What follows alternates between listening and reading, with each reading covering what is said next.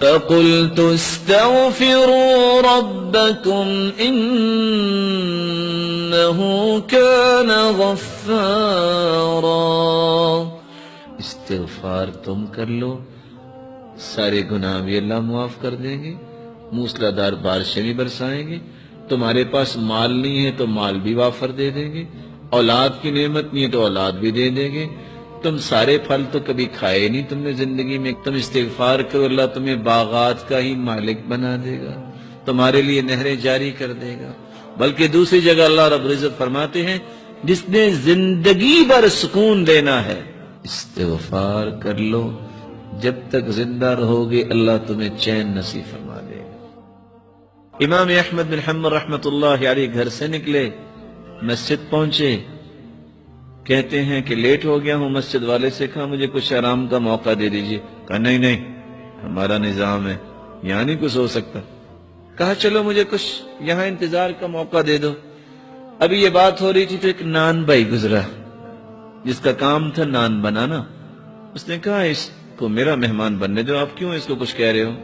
گھر لے گئے، چارپائی پہ لٹایا اور خود آٹا لیا اور کیا کرتا ہے استغفر اللہ استغفر اللہ، آٹا گوندھ رہا ہے اور ساتھ استغفر اللہ کہہ رہا ہے، اور امام احمد بن حنبل دیکھ رہے ہیں، پوچھتے ہیں آپ کو استغفار نے کچھ فائدہ بھی دیا؟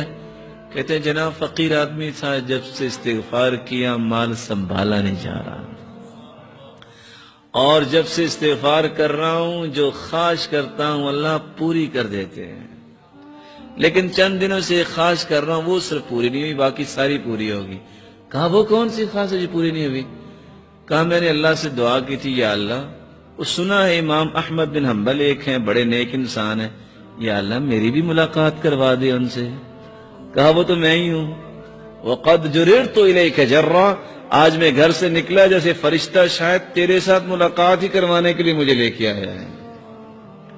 جو کثرت سے استغفار کرتا ہے اللہ تعالیٰ اس کی تنگی کو آسانی بنا دیتے ہیں، اللہ تعالیٰ اس کی مصیبت کو خوشی بنا دیتے ہیں، اور وہاں سے رزق عطا کرتے ہیں جہاں سے اس کو کبھی گمان نہیں ہوا۔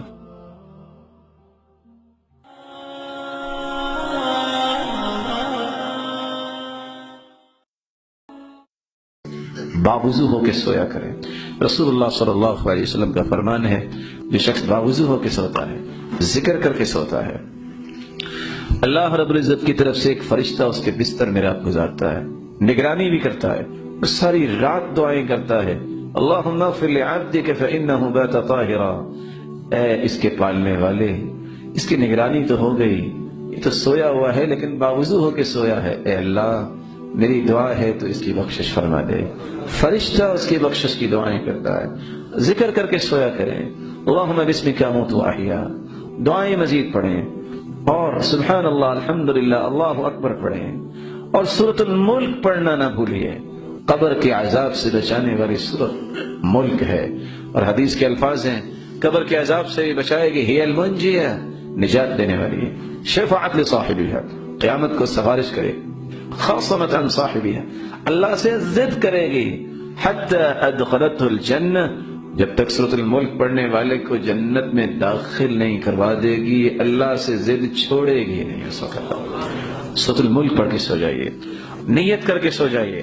رسول اللہ صلی اللہ علیہ وسلم کا فرمان ہے جو رات کو چارپائی کی طرف جاتا ہے، نیت کرتا ہے، سو جاتا ہے، بیدار نہیں ہو سکا حتیٰ کہ صبح ہو گئی، نیند کا غلبہ اتنا ہوا، اللہ رب العزت فرماتے ہیں میرے فرشتہ نیت تو اس نے کی نا، اس نے پڑھی ہے یا نہیں پڑھی تہجد اس کے نام اعمال میں تہجد لکھ دی جائے، اور لوگ تو صدقہ کرتے رہے یہ سویا رہا، اس کی نیند کو بھی اس کے نام اعمال میں بطور صدقہ لکھ دیا جائے۔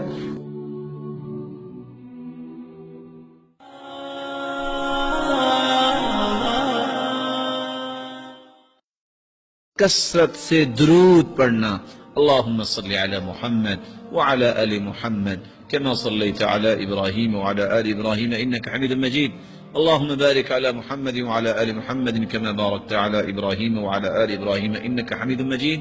ایک مرتبہ جو درود پڑھتا ہے انعام کتنے ہیں؟ 5۔ جو ایک مرتبہ درود پڑھتا ہے 10 نیکیاں لکھی جاتی ہیں، 10 گناہ معاف ہوتے ہیں، 10 درجات بلند ہوتے ہیں، اور اللہ رب العزت 70 رحمتیں نازل فرماتے ہیں، اور اللہ کے نورانی فرشتے 70 مرتبہ اس انسان کے لیے بخشش کی دعا کرتے ہیں۔ وَمَنْ صَلَّى عَلَيَّ 10 مرات حين يصبح وحين يمسي أدركته شفاعتي يوم القيامة، جو صبح اور شام 10 مرتبہ درود پڑھ لیتا ہے قیامت کو میری شفاعت کا مستحق بن جائے گا۔ اور اللہ کے رسول کے صحابی نے پوچھا میں دعا کتنی کروں اور میں کتنا درود پڑھوں؟ فرمایا تم جتنا بھی پڑھو اچھا ہے۔ کہا ایک ہی سا درود اور دعا ٹھیک ہے۔ فرمایا فَإِن زِدْتَ فَهُوَ خَيْرٌ لَكَ، اور زیادہ پڑھو۔ فرمایا آدھی دعا اور آدھا درود۔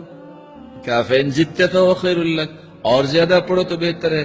کہا اگر میں درود ہی پڑھتا رہوں تو؟ فرمایا اذن تکفى ہمک ویغفر لک ذنبک، تیرے زندگی کے گناہ بھی سارے معاف ہو جائیں گے اور پوری زندگی کے غم بھی اللہ دور فرما دیں گے۔